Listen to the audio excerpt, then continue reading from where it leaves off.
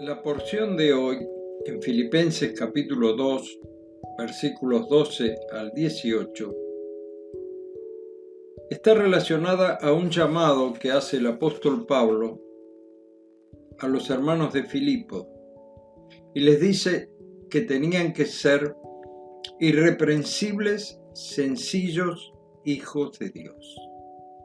Lo cual significa que nuestra conducta no tiene que tener nada censurable, lo cual no es una meta fácil de alcanzar, pero no imposible dentro de la voluntad del Señor y nuestra obediencia a Él. La Escritura siempre habla de nuestro testimonio, que en realidad debe ser un buen testimonio. Voy a dar solo un ejemplo, uno solo. Para muestra basta un botón, así decimos comúnmente. El que guarda sus mandamientos permanece en Dios, y Dios en él. Y en esto sabemos que Él permanece en nosotros por el Espíritu que nos ha sido dado. Primera Juan capítulo 3, verso 24. Debemos insistir una vez más en que se es cristiano por una experiencia personal, un encuentro con el Señor, por un nuevo nacimiento, cuando creímos en Cristo. Hemos sido transformados en nueva criatura. Así dice el apóstol Pablo. De modo que si alguno está en Cristo, nueva criatura es. Las cosas viejas pasaron, he aquí, todas son hechas nuevas. Esto está en 2 Corintios, capítulo 5, versos 17. Cuando leemos el cómo de la vida cristiana, nos damos cuenta que hay toda una serie de cambios fundamentales, a tal punto que el mundo lo mira asombrado. Así me pasó, como ya he contado, con las autoridades carcelarias. Ellos veían los cambios de conducta de las personas que de pronto tenían a solas un encuentro con Cristo.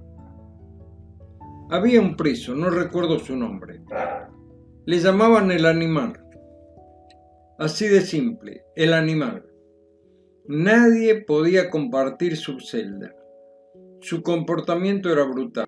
No sabía leer. Hasta que le pusieron a un preso recién llegado y de inmediato el hombre se dio cuenta que no iba a estar nada cómodo allí. Pero lo que le sorprendió fue la pregunta: ¿sabés leer? Y la respuesta fue con mucho temor: sí. A lo que el otro le ordenó: bueno, me tenés que enseñar con este libro porque lo quiero leer. Y así, el animal comenzó un proceso que le llevó a leer por su cuenta el libro, que era un Nuevo Testamento. Un Nuevo Testamento que hacíamos circular entre los internos. Una noche, solo, sin que nadie le supiera guiar, se entregó al Señor, oró como pudo, arregló sus cuentas con el Señor y a la mañana siguiente, en lugar de insultar como siempre al guardia que hacía el recuento diario, le saludó con un buenos días, en lugar del insulto matutino, y además le pidió perdón por todo lo pasado. Así comenzó el día y lo siguió. No solo habló con los internos, a quienes más de una vez había pegado un par de trompadas.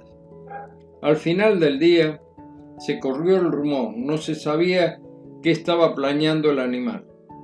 Esto llegó a oído de los oficiales, de inmediato requisaron su celda y por supuesto no encontraron nada raro, salvo el Nuevo Testamento. Tuvieron que creerle que en realidad su conducta había cambiado. Cristo le había transformado de un día para otro. De allí en adelante tuvo una conducta ejemplar. Los que le conocían de antes no lo podían entender. Bueno, así podríamos contar otros casos. Por ejemplo, en el libro autobiográfico El caso del pibe Avellaneda, cuenta más o menos lo mismo. Y yo lo he visto en otros internos, cosas semejantes. Lo importante es que el Señor sigue teniendo el mismo poder para transformar las vidas hechas pedazos por la ceguera y la locura del pecado. Evidentemente estamos en un estado de pánico social. Hay en el Gran Buenos Aires y en otros lugares del interior del país una psicosis de violencia familiar. Y se multiplican los hechos de esta clase. En especial estamos viendo femicidios, casi uno por día en el país. Por otro lado, han aumentado los suicidios, los actos de desequilibrios mentales, la pandemia con el estrés que produce y en especial la falta de seguridad que nos trae. Todo esto afecta las relaciones interpersonales en el ámbito familiar y también amistoso. Esto es el resultado de una vida que, como hemos manifestado en otras oportunidades, dice la Escritura, en aquel tiempo estabais sin Cristo, alejados de la ciudadanía de Israel y ajenos a los pactos de la promesa, sin esperanza y sin Dios en el mundo. Remarquemos, el mundo de hoy está sin Cristo, sin esperanza, sin Dios. La cultura de la posguerra de los años 40 en adelante dio como fruto un alejamiento de los valores cristianos. Nacieron los movimientos humanistas, fueron los mentores de aquella época, Sartre, Camus, Dalí, Hollywood, con la divulgación de una nueva moralidad, la expansión de la TV, etc. Los escritores del existencialismo, del movimiento hippie, la nueva cultura de la droga que circuló promovida por los grandes influyentes de la sociedad juvenil, por ejemplo los Beatles, y otros movimientos culturales, el resurgimiento del humanismo ateo. Llegamos así a nuestros días, con una cultura sin Dios y en su verdadera acepción.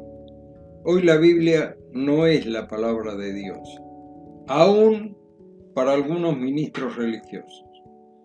Que el Señor nos guarde para que seamos sinceros hijos de Dios, que volvamos a levantar nuestro testimonio viviendo como verdaderos hijos del Dios Altísimo, mostrando la nueva vida en Cristo, que tenemos por medio del Espíritu Santo que nos fue dado en el mismo momento de creer en el Señor como nuestro único y suficiente Salvador.